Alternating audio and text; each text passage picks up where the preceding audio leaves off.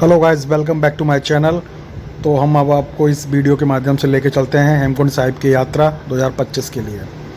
तो सबसे पहले हम पहुंच गए हैं देहरादून के बस स्टेशन। यहां से हमने बस ली जिसका किराया देहरादून से जोशीमठ तक 550 रुपये। उसके बाद हम ऋषिकेश होते हुए जोशीमठ पहुंचते हैं। जोशीमठ से शेयरिंग टैक्सी लेकर, जिसका किराया 100 रुपये था, हम लोग देर शाम तक पहुंच जाते हैं गोविंद घाट। रास्ते के जो नज़ारे थे बहुत ही खूबसूरत थे। जैसे शाम होती है हम पहुंचते हैं गोविंद घाट गुरुद्वारे। आप देख सकते हैं इस वीडियो में कि जो लोग बाइक से, अपने प्राइवेट वाहन से हेमकुंड साहिब की यात्रा के लिए आते हैं, वो लोग अपने वाहन यहीं बेस जो गुरुद्वारा है यहाँ पर पार्किंग में खड़ा करते हैं। और ये है खूबसूरत गुरुद्वारा। हेमकुंड साहिब की यात्रा का पहला पड़ाव गोविंद घाट गुरुद्वारा।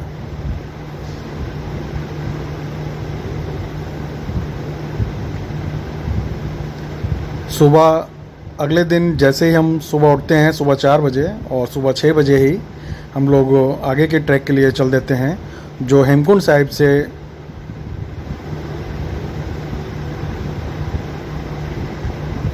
शुरू होता है।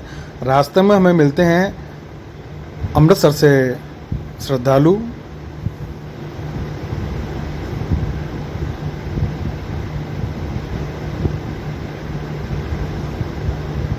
इस प्रकार हम इनसे बातचीत करते हुए अपने गंतव्य की ओर आगे बढ़ते हैं।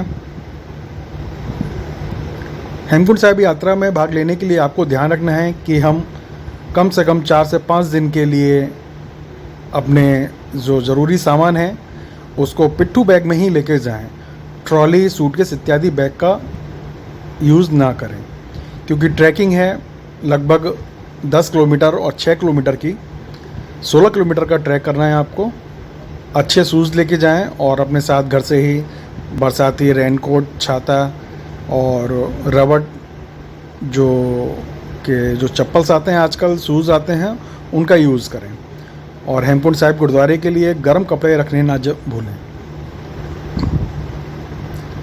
तो हेमकुंड साहिब यात्रा के लिए आपको देहरादून या ऋषिकेश आना होगा, और ऋषिकेश से सुबह अर्ली मॉर्निंग 4 से 6 बजे के बीच में डायरेक्ट बस मिल जाती है आपको जोशीमठ के लिए।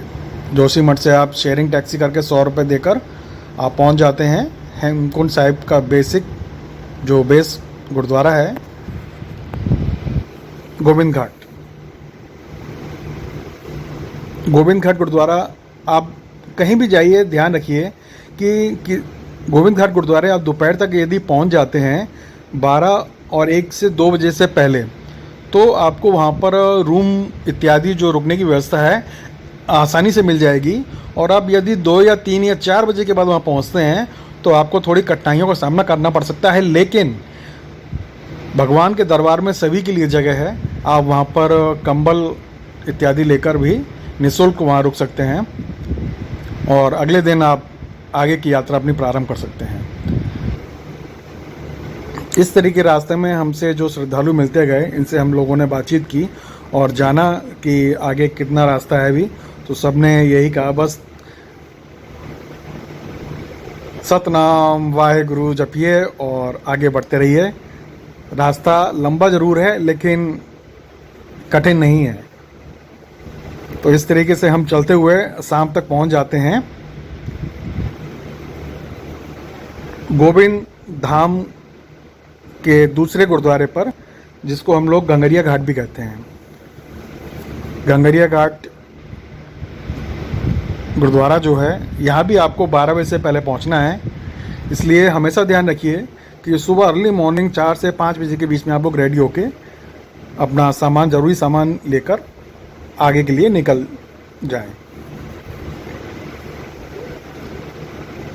फिर से हमारे साथ वीर जी हमें मिले हैं और इनसे हम इनके बारे में, कहाँ से हैं, क्या करते हैं, सब बातें करते हुए आगे जा रहे हैं। रास्ते में हम लोगों को कुछ विदेशी मेहमान भी जिसमें ये यात्रा जो है बहुत ही कठिन और दुनिया की सबसे ऊंचा गुरुद्वारा, जिसकी हाइट लगभग 14,000 से 16,000 के आसपास है, उतनी हाइट पर ये बना हुआ है गुरुद्वारा।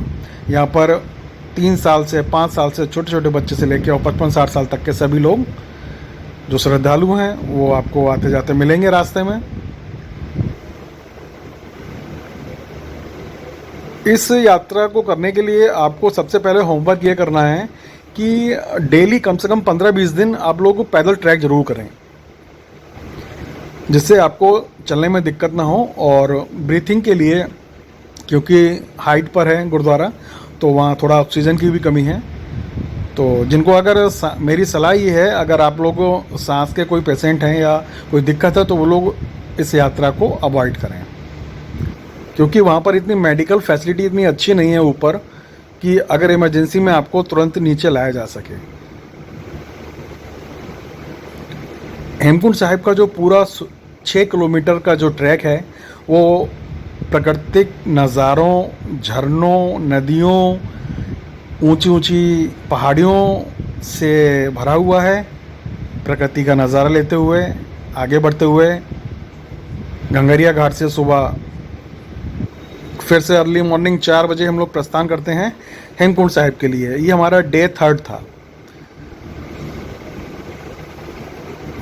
तीसरे दिन की यात्रा हमने सुबह 4 बजे ही शुरू कर दी थी और रास्ते में हमें आने जाने वाले लोग जो जिनको दिक्कत थी खच्चर से भी यात्रा की, वहाँ पर जिसका किराया लगभग है, अगर हम बात करते हैं पुलना से और गंगरिया घाट तक, तो 2900 रुपये के आसपास एक खच्चर वाला लेता है और गंगरिया घाट से हेमकुंड साहिब का 2300 रुपये के आसपास वन साइड।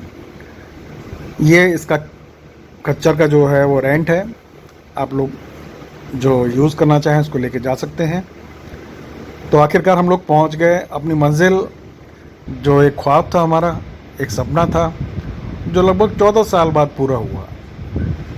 आप देख रहे हैं मेरे पीछे हेमकुंड साहिब का गुरुद्वारा। यहाँ का मौसम कभी भी बदलता है, कभी भी धूप, कभी बादल, हो सकता है कभी भी स्नोफॉल हो जाए। तो क्योंकि चूँकि ये गुरुद्वारा लगभग 2 महीने खुलता है, मई और जून, इसके बाद फिर से बारिश का सीज़न आ जाता है तो ये यात्रा जो है वो बंद कर दी जाती है। तो 15 मई के बाद ही शायद इसके यात्रा शुरू की गई थी। तो उसी समय शायद मेरे मन में विचार आया था कि यात्रा हम लोग प्रारंभ की जाए। पहले हमने प्लान बनाया था कि हम लोग बाइक से जाएंगे, लेकिन बाइक राइड करने के लिए कोई दूसरा साथी नहीं मिला। तो जहाँ चाहा है वहाँ रहा है और हम अकेले ही निकल पड़े इस चैलेंजिंग यात्रा पर। और जब बुलावा आया है तो जाना है कैसे भी, और पहुंच गए हेमकुंड साहिब गुरुद्वारा। क्योंकि जिस दिन हम हेमकुंड साहिब गुरुद्वारे पहुंचे तो उस दिन बहुत ही ख़ास दिन था। ये मैं यहाँ डिस्क्लोज़ नहीं करूँगा, बहुत से लोगों को पता होगा कि अगर जो मुझसे जुड़े हैं उनको ज़रूर पता होगा कि उस दिन क्या ख़ास दिन था। तो इस सस्पेंस के साथ हमने वहाँ दर्शन किए, आनंद लिया, वाहेगुरु का आशीर्वाद।